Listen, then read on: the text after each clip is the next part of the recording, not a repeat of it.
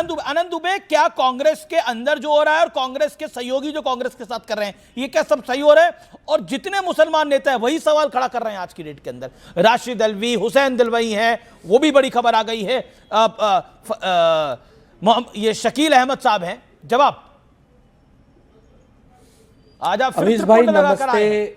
फराज किदवई अमीश भाई नमस्ते। फराज किदवई साहब ने और सुधांशु भाई साहब ने शेर से शुरुआत की है, तो एक शेर साहिद लुधियानवी जी का याद आ गया, जो इस समय इंडिया गठबंधन के नेता कांग्रेस के लिए पढ़ रहे हैं। शायद मेरे दोस्त यहाँ पर तहसीन भाई भी हैं, वो भी शायद मुस्कुराएंगे कि चलो एक बार फिर से अजनबी बन जाए हम दोनों, न मैं तुमसे कोई उम्मीद रखूं दिल नवाजी का, न तुम मेरी तरफ देखो गलत अंदाज नजरों से।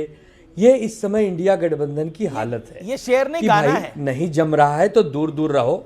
हाँ, तो ये शेर या गाना जो भी है, अब दूर दूर रहो। अगर पश्चिम बंगाल में 294 सीटें हैं और उसमें से अकेले 215 टीएमसी ने जीती हैं, बाकी बची हुई 77 बीजेपी ने जीती हैं, बाकी इक्का दुक्का और अन्य दल ने जीती हैं, तो वहाँ कांग्रेस के पास सीटें नहीं हैं। तो ममता दीदी को कोई हरा सकता है, अपना बीजेपी को कोई हरा सकता है, तो ममता दीदी हरा सकती हैं। तो यही तो अखिलेश यादव जी ने कहा है। तो इसमें हंगामा क्यों इतना बरपा है? छोटा सा विषय है, हमारे घर में हम लोग बैठकर बातचीत कर लेंगे। इसमें इतना नेतागिरी या इतना घर में बात करते तो बात सही था, प्रपंच की कोई बाहर आवश्यकता प्रेस कॉन्फ्रेंस में बोल दिया। अरे कोई बात, हमारे भाई अखिलेश यादव जी ने, उन्हें ये बात घर में करनी चाहिए थी, वो गलती से बाहर कह दिए। लेकिन ये घर की बातें, घर में समझ जाएगा। हमारा इंडिया गठबंधन बहुत मजबूत और बहुत महान है। सुधांशु जी, गलती से कह दिया अखिलेश जी जो बात कर रहे हैं आनंद दुबे जी। देखिए, इन्होंने एक फिल्मी गाना बोला था, तो मैं भी एक फिल्मी गाने की पंक्ति बोल देता हूं। इंडी गठबंधन वाले जब अलग अलग होते हैं तो मोदी जी के डर से ये साथ आ जाते हैं, फिर जब नजदीक आते हैं तो एक दूसरे से ज्यादा डर लगने लगता है। तो इनके ऊपर इंडिया गठबंधन पे वो गाने की पंक्ति सही बैठती है कि मिलो न तुम तो हम घबराएं, मिलो तो आंख चुराएं हमें क्या हो गया है। और ये हारते हैं आंख चुराने के कारण और आरोप लगाते हैं कि वोट चुराने के कारण हार गए। तो ये वास्तविकता में इंडी गठबंधन की हकीकत है। और जो आनंद दुबे जी ने कहा, यहां पर मैं एक और बात कह दूं अमीश भाई, अभी आपने देखा यहां पर किस प्रकार की तीखी बातचीत हुई। ये लोग जिस वोट बैंक के कारण साथ में आए थे ना, वो वोट बैंक, साफ कह दूं मुस्लिम वोट बैंक के कारण, उसका ही प्रभाव इनके ऊपर आ गया है। क्योंकि मुस्लिम समाज में जो एक भी फिरका ऐसा नहीं है जिसने दूसरे के खिलाफ फतवा न जारी कर रखा हो कि यह गैर इस्लामिक है। वो शिया हो या सुन्नी हो, अहले हदीस हो, देवबंदी हो या बरेलवी हो या वहाबी हो या अहमदिया हो, पार्टी ओवैसी के साथ आना चाहती है। नहीं, सुनिए तो वही मैं कह रहा हूं। तो जैसे वहां एक दूसरे की मस्जिद में भी जाके विस्फोट कर देते हैं, जाके फट जाते हैं, यहां देखिए एक दूसरे के प्रति कहेंगे तो हम इंडी गठबंधन की एकता के साथ हैं, मगर एक दूसरे को भाजपा का एजेंट यानी काफिर साबित करने में लगे। फराज 40 सेकेंड। जिस वोट बैंक के लिए आप साथ आए थे उसी पे झगड़ा हो रहा है। अब ओवैसी को साथ उसी ने लेना चाहते हैं। हमारा वोट जो है वो कोई बैंक नहीं है। हमारे मतदाता सम्मानित मतदाता हैं। का खेल बनेगा, पूरा ब्राह्मण आएगा तो खेल बन जाएगा। पूरा पीडीए समाज है। एक छोटी सी बात कहूंगा, डॉक्टर सुधांशु त्रिवेदी जी ने शकील साहब से कहा कि आप घबराइएगा नहीं, बिहार में एनडीए की सरकार है, आपको कुछ नहीं होगा। अरे मणिपुर में किसकी सरकार थी साहब, जब आपके ही एमएलए के घर जलाए जा रहे थे और आपका मुख्यमंत्री बैठा वहां तमाशा देख रहा था। जब इस देश की महिलाओं को नंगा घुमाया जा रहा था तो वहां किसकी सरकार थी? वहां क्या भारतीय जनता पार्टी की सरकार नहीं थी? तो Sudhanshu Trivedi ji, with due respect, Bharatiya Janata party के किसी नेता के मुंह से यह बात बिल्कुल अच्छी नहीं लगती है कि वो कहे कि आप परेशान ना होइएगा, वहां पर हमारी सरकार है। क्योंकि आप ही के लोगों ने, आप ही की आइडियोलॉजी, आप जो आइडियोलॉजी के लोग थे, उन्होंने क्रिसमस पर क्या तोड़फोड़ की, पूरे देश ने, पूरी दुनिया में हमारा सिर शर्म से झुका दिया। जहां जहां आपकी सरकारें हुई वहां वहां ये सब हुआ। जवाब Sudhanshu want to make a point. Sudhanshu Trivedi. दूसरी बात देखिए, फराज भाई बहुत अच्छी तरीके से सुनिए, आपको इतना उत्तेजित होने की जरूरत नहीं है। मणिपुर में जो हुआ उसके पीछे एक लंबी पृष्ठभूमि थी और सरकार का कोई रोल नहीं था, न्यायालय के एक अचानक आए जजमेंट की वजह से हुआ। और हमारी सरकार के किसी भी व्यक्ति ने, आपकी सरकारों की तरह नहीं कि बिहार में अपराधी मुख्यमंत्री आवास में बैठ के उगाही वसूल करते थे। आपकी सरकार में लखनऊ, फैजाबाद और वाराणसी की अदालतों में बम विस्फोट हुए और उसके बाद अखिलेश यादव जी की सरकार ने उन आतंकवादियों से मुकदमे वापस लेने की कोशिश की। हाई कोर्ट की फटकार लगी, मुकदमा वापस नहीं हुआ और सबको सजा हुई, कईयों का आजीवन कारावास हुआ और फांसी भी हुई। जिनको फांसी और आजीवन कारावास होना चाहिए था उनको मुख्यमंत्री की दामने रहमत मिलती थी। इसलिए मैं कह रहा हूं यथार्थ की बात करना चाहिए, आपको फैक्ट के साथ बात करना चाहिए। और आप तो थोड़ा अच्छे ढंग से बात करते हैं समाजवादी पार्टी ओके, जवाब के मुकाबले। फराज जवाब। आनंद दुबे भी कुछ कहना चाहते हैं। Okay Faraz Kidwai 30 second. मैंने अमीर जी जितनी बातें कही वो सब विद फैक्ट्स हैं। मणिपुर में जो हुआ मैंने उसका जिक्र किया, क्रिसमस के दौरान जो हुआ वो पूरे देश ने देखा। एक बात मैं और कहूंगा, नहीं आपने सारी बातें कही, लेकिन आपने ये नहीं बोला आप ओवैसी के साथ नहीं आएंगे या ओवैसी के साथ आप आएंगे। इस पर आपका क्या टेक है? अपने विषय में बोलिए ना। मणिपुर पे इतनी चर्चा हो चुकी है, मणिपुर में देश के गृह मंत्री सदन में 2 घंटे बोल चुके हैं, तब सदन से वॉकआउट कर लिया विपक्ष ने। सर मैं हाँ बोलिए ना, ओवैसी के साथ आ रहे हैं नहीं आ रहे हैं? वो वोट बैंक को साधने के लिए, कांग्रेस का खेल खराब करने के लिए। 1947 से पहले इस देश में 3 फोर्सेस थी। एक मोहम्मद अली जिन्ना के नेतृत्व वाली, दूसरा हिंदू महासभा वाली और तीसरा जो थी वो सरदार पटेल, पंडित जवाहरलाल नेहरू, मोहनदास करमचंद गांधी, जयप्रकाश नारायण और लोहिया जी वाली थी। अमीर जी इस देश में दोबारा 1947 हम नहीं होने देंगे। हम हिंदू महासभा और मोहम्मद अली जिन्ना की जो विचारधारा है उसके खिलाफ लड़ते रहेंगे। उसके लिए अगर हमको कोई नुकसान उठाना पड़े तो हम वो नुकसान उठाने के लिए भी तैयार हैं। तो मतलब आप क्या कहने की, मुझे आपका जवाब समझ में नहीं आया। आप कहने की कोशिश कर रहे हैं हम मर जाएंगे, हम मिट जाएंगे, लेकिन ओवैसी के साथ नहीं जाएंगे, यही कह रहे हैं आप? ये ऑफिशियल बयान है आपका, मैं नोट कर लूं, रिकॉर्ड कर लूं? नहीं सुनिए, हम मर जाएंगे, हम मिट जाएंगे, लेकिन हिंदू महासभा और मोहम्मद अली जिन्ना की विचारधारा मोहम्मद अली जिन्ना भारत के अंदर रहेंगे। मोहम्मद अली जिन्ना चला गया पाकिस्तान और हो गया उसका इंतकाल। अब ना यहाँ हिंदू महासभा है। मैं आपसे पूछ रहा हूं ओवैसी के साथ आएंगे या नहीं आएंगे? जवाब दीजिए। 2 टूक मैं ये बोल रहा हूं, मैं 2 टूक जवाब दे रहा हूं कि 1947 से पहले वाले हालात हम इस देश में अब नहीं बनने देंगे। पीरियड। ओके, पीरियड की बात नहीं है। ओके आनंद दुबे भी कुछ कहना चाहते हैं, सुधांशु जी भी कुछ कहना चाह रहे हैं। सुधांशु 40 सेकंड, आनंद दुबे बस 40 सेकंड में। फराज भाई 2022 के उत्तर प्रदेश विधानसभा चुनाव में जिन्ना को कौन लेके आया था? अखिलेश यादव।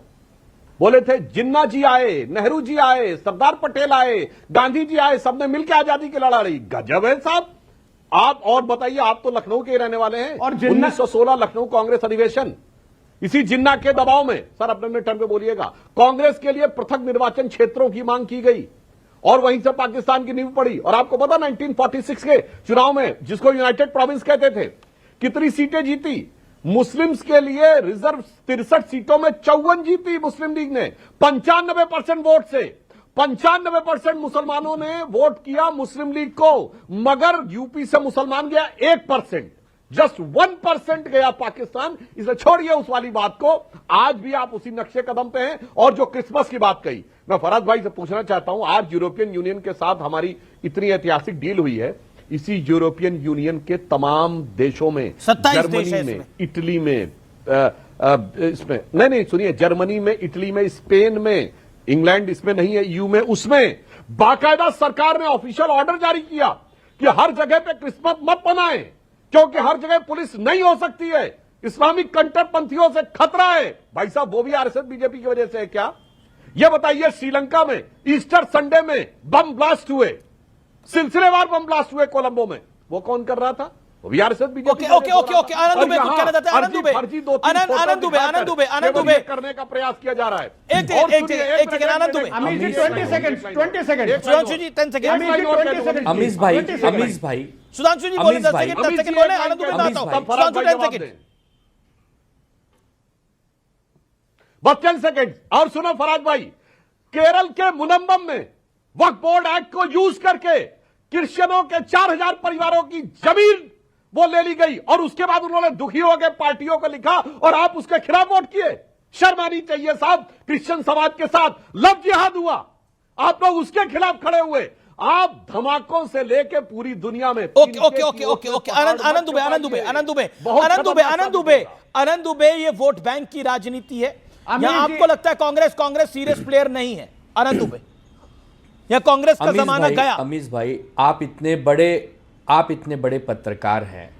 इंडिया अलायंस जो बना था, अभी किसी साथी ने कहा कि लोकसभा के लिए बना था, उसका जब पूरा नाम आप देखेंगे तो उसमें है Indian national developmental inclusive alliance. जब हम लोग सरकार में आए ही नहीं तो जो डेवलपमेंटल है वो हम कर ही नहीं सकते, क्योंकि विपक्ष डेवलपमेंट के काम नहीं कर सकता, वो तो केवल मुद्दे उठा सकता है। तो जब इंडिया गठबंधन फिर चुनाव आएगा तो अस्तित्व में आएगा, फिर लड़ाई लड़ेगा और फिर ताकत से बीजेपी को हराने में लगेगा। तो अभी फिलहाल राज्यों के जो चुनाव है उसके लिए हर क्षेत्रीय दल अपने आप में सक्षम है। उत्तर प्रदेश में समाजवादी है, पश्चिम बंगाल में टीएमसी है, हमारे यहाँ हमारी शिवसेना है, सब तमिलनाडु में डीएमके है, अपना झारखंड में हेमंत सोरेन जी है। महाराष्ट्र में आपको लगता है शिवसेना है? कोई निपटा नहीं है, हम लोग ताकतवर हैं। ओके, बड़े ताकतवर दिखाई दे रहे हैं।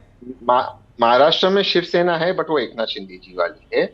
महाराष्ट्र में जो विपक्ष की सबसे बड़ी पार्टी है वो कांग्रेस है, वो इस लोकल चुनाव में भी साबित हुआ। लेकिन जहां तक लोकसभा का सवाल है, उद्धव जी वाली शिवसेना 16 सीट आई है कांग्रेस के पास महाराष्ट्र में, और महानगर पालिका में बेचारे के पास 24 है। महाराष्ट्र में 3 आए ये नंबर कांग्रेस, सिर्फ आप मुंबई की बात कर रहे हो।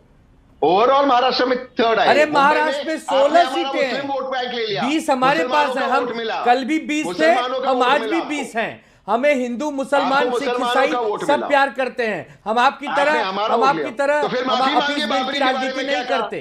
फिर माफी मांगे बाबरी मस्जिद, हम लोग अपीसमेंट की राजनीति नहीं करते। बाबरी पर कल भी गर्व था, आज भी गर्व है, जीवन भर रहेगा। मर जाएंगे, सर कटा देंगे, लेकिन बाबरी पर झुकेंगे नहीं। बाबरी पर गर्व है। बाबरी मस्जिद गिराने पर शिवसैनिकों का गर्व था, है और रहेगा। बाबर इस देश का बाप नहीं है, इस देश का बाप नहीं है बाबर।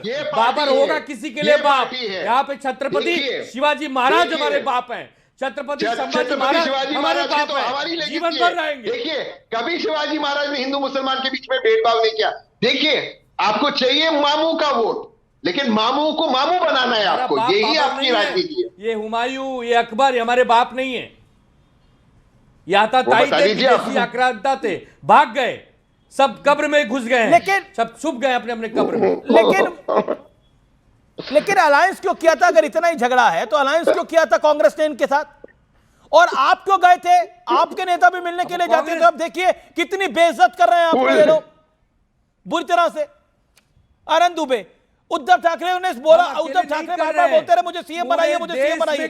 सीएम तक नहीं बोला, सीएम का मतलब फेस बनाइए। पार्टनर थे, कोई कांग्रेस से सीएम तो जनता बनाती है, कोई खुश नहीं है कांग्रेस से।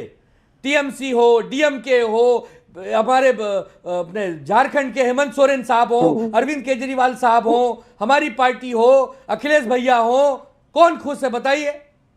आम आदमी पार्टी भी आपने नाम ले लिया, वो भी खुश नहीं है। ओके, कांग्रेस से कोई खुश नहीं है, सोमनाथ भारती, लेकिन फिर भी कांग्रेस कह रही है कि हम ही सबसे बड़े हैं।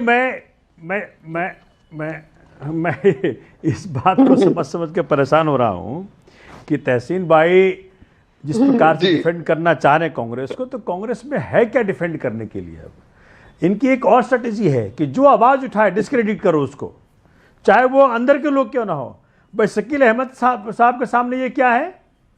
हाँ, माना कि ये उनके कजन शादी किया है उन्होंने रॉबर्ट जी कजन से। भाई मैं पार्टी भी बड़े आदमी हो गए, कोई पॉलिटिकल पार्टी। अरे कांग्रेस का जो छोटा आदमी हो, कांग्रेस का जो कार्यकर्ता है, तो आप क्यों डिफेंड करने आ रहे हैं जनाब? आप क्यों डिफेंड करने आते हैं फिर कांग्रेस? मैं वोट करता हूं कांग्रेस हो रहा है, मेरा हक है। मैं कांग्रेस एक सेकंड कट कीजिए मेरे पे। कांग्रेस तो आदरणीय अरविंद केजरीवाल जी को भी डिफेंड किया जब जेल में थे। अच्छा, एक सेकंड सोमनाथ भारती बीच में नहीं बोले। तहसीन Poonawalla, I'll give you a chance। रुक जाओ, आप हमको बोलने नहीं दीजिए। बोलिए। सॉरी बोलने दीजिए मुझे। देखिए ऐसा, सॉरी, माफी चाहता हूं, बोलिए आप बोलिए। देखिए क्या है कि कांग्रेस का वो जो वन पॉइंटेड डायरेक्शन होना चाहिए कि जी कम वोट में we will together defeat BJP, वो बन नहीं पा रहा है। ये क्या कर रहे हैं कि पीछे जाकर के हाथ मिला लेते हैं, तो जो लोकल पार्टियां हैं, जो छोटी पार्टियां हैं, उसी को डिफीट करने में लग जाते हैं। एक बड़ी खबर आ रही है, यूजीसी के खिलाफ विरोध बढ़ा है। बीजेपी के किसान नेता रमेश बहादुर ने चूड़ियां भेजी है, बीजेपी के कई नेताओं को चूड़ियां भेजी हैं। यूजीसी का विरोध करने वाले नेताओं में यूजीसी का विरोध ना करने वाले नेताओं को चूड़ियां भेजी गई हैं। सुधांशु त्रिवेदी, आपके पास मैं आता हूं, क्या आपको लगता है यूजीसी एक बड़ा विषय बनता जा रहा है और फंस गई है बीजेपी इसके अंदर? Your take on this doctor Sudhanshu Trivedi. देखिए, इस विषय पे अभी शिक्षा मंत्री धर्मेंद्र प्रधान जी का वक्तव्य आया है और उन्होंने कहा है कि सरकार किसी व्यक्ति के साथ भी अन्याय नहीं होने देगी, किसी भी बच्चे के साथ, और इस व्यवस्था को सुनिश्चित करने के लिए जो भी तकनीकी और प्रशासनिक प्रावधान होंगे, निश्चित रूप से संवेदनशीलता के साथ सरकार इस विषय को रखेगी। लेकिन आप ही के लोग विरोध कर रहे हैं, आप ही के लोग विरोध करने के लिए आ रहे हैं, ये समस्या आपके लिए बड़ी हो सकती है। देखना चाहिए। जी, आप ही के लोग विरोध करने के लिए आ रहे हैं सुधांशु त्रिवेदी, ये समस्या बड़ी हो सकती है, लेकिन निश्चित तौर पर सरकार अपना काम करिए। धर्मेंद्र प्रधान ने एक बहुत बड़ा जवाब दिया।